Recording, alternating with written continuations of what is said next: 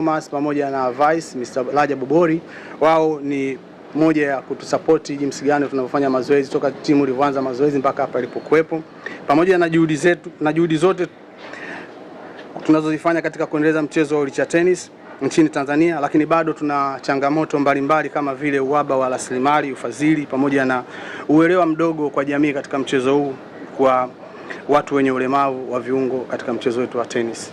Hii inapelekea kila mtu kwamba ukimpelekea mada kuhusu mchezo wa wheelchair tennis kwa sababu hawezi kuona na hajafika katika viwanja vya tennis. Mafanikio ya kwa ujumla kwa mchezo huu wa wheelchair tennis. Mwaka jana timu yetu ya wanawake ilipata nafasi ya kushiriki mashindano ya kufuzu kutafuta tiketi ya kwenda kwenye mashindano ya dunia, na kwa Afrika ilikuwa namba 2. Na vile vile ilipata kombe la ushindi wa 2. Na tulienda nchini Uturuki mwezi wa 5 mwaka jana. Vile vile timu yetu ilikuwa katika mashindano ya dunia, ilikuwa timu bora ya mwaka na tulipata tunzo kwa timu bora ya mwaka nchini Uturuki. Na vile vile katika mchezo huu wa wheelchair tennis kwa Tanzania unakuwa kwa kasi. Unakuwa kwa kasi katika nyanda zote za mchezo, kwamba vijana wana hali, wanajituma, wanajitolea. Na ukiangalia mwaka jana vile vile Vosta Isaya alienda kushiriki mashindano ambayo yalifanyika nchini Kenya na kuwa mshindi namba 2, ambapo mashindano yalikuwa ni mashindano ya kutafuta point. Na kwa sasa hivi ameshachaguliwa anaenda kushiriki mashindano ya Grand Slam. Tukianza Grand Slam ambaye anacheza mchezo kama kina Djokovic, Serena Williams, kwa sasa amepata nafasi hiyo kwa Tanzania kwenda kushiriki huko ya mashindano. Na tukija upande wa pili, Rema Selemani vile vile ni mshindi namba 2 kwa East Africa na Afrika kwa ujumla. Ana ranking yake 498 kidunia. Kwa ukiangalia kwa Tanzania katika mchezo huu tulipomove watu wazetu ni mchezaji namba 94 kidunia. Ukimgoogle kama una Google kwenye ranking za wachezaji utamkuta hapo katika hizo ranking. Na huyu hapa ana 128 ambayo ranking ya kidunia. Na vile vile tuna mchezaji wetu chipukizi ambaye Aidan tulimtolea mbali, tulimtolea Bukoba. Ni mtoto ambaye alibahatika kukatwa miguu. Alipata ajali ya sema ya nyoka, aligongwa nyoka pamoja na familia yeye, akiwa ana mamake anaendelea na majukumu mengine. Bahati nzuri sisi tulipoenda Bukoba kumwangalia watoto wenye vipaji, tukamkuta na kipaji, tukamleta hapa, tukamuendeleza. Kwa sasa hivi ukiangalia vijana chipukizi chini ya miaka 18 katika mchezo wa wheelchair tennis ni namba 44 duniani. Kwa ukiangalia wheelchair tennis inavyopiga hatua na jinsi gani inavyo move mbele kwa kutumia wadau na nyinyi waandishi wa habari kutupeleka habari zetu kwa jamii, nao wakatushika mkono. Lakini bado tuna mapungufu katika safari yetu ya kuelekea Morocco.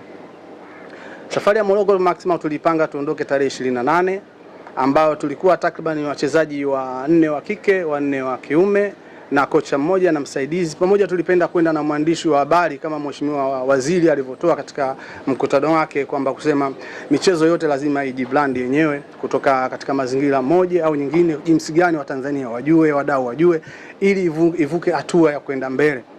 Tutaona ni bora zaidi tunapokwenda kila mashindano huwa tunakwenda peke yetu kama sisi, mara hata picha maana tunapigia sisi. Sasa hii kidogo ikawa sio vizuri, tukajaribu tupande fursa twende naye mwandishi hata mmoja wa vyombo vya habari ili akatuhakikishe vema kule.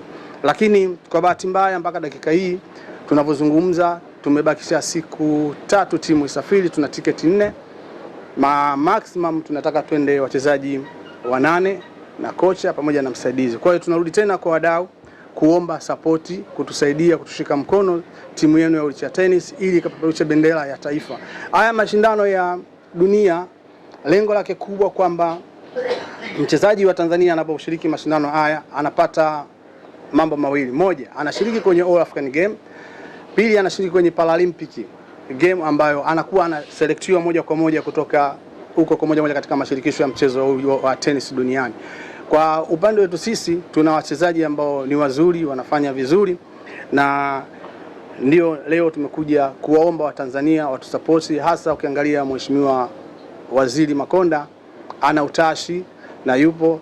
Bahati mbaya au nzuri tulikwenda baraza la michezo. Tunajua baraza la michezo BMT liko kwa ajili ya michezo Tanzania na linatupa ushirikiano wa kutosha, na utauliza maswali kwa nini hazisaidii mara nyingi, kwa sababu kitu ambacho nimeona au kugundua zaidi kwamba tunaomba serikali itenge pesa maalum kwa watu wenye mahitaji maalum. Kwa hiyo ukichanganya ile grant zinazotolewa na serikali ukichanganya na timu za kawaida, unakuta asilimia kubwa timu za walemavu zinakosa fursa za kuendelea kucheza michezo kwa sababu budget inakuwa ni ndogo au watu wengi wanakwenda kuchukua ile budget, na ukiangalia budget ya serikali ni ndogo na wahitaji ni wengi. Ukiangalia vyama vya michezo tuko vingi na kila mtu ana matamasha lake. Kwa hiyo sisi tunabidi turudi tena kwa Tanzania kuomba watusaidie ili timu ipate kuelekea Morocco tarehe 28. Mashindano yanaanza tarehe 30 na mpaka tunavyozungumza timu zingine zishawasili Morocco mpaka hivi kwa ajili ya kujipima na kuendelea na mazingira. Kwa hiyo napenda kuwasilisha, asanteni kwa kunisikiliza.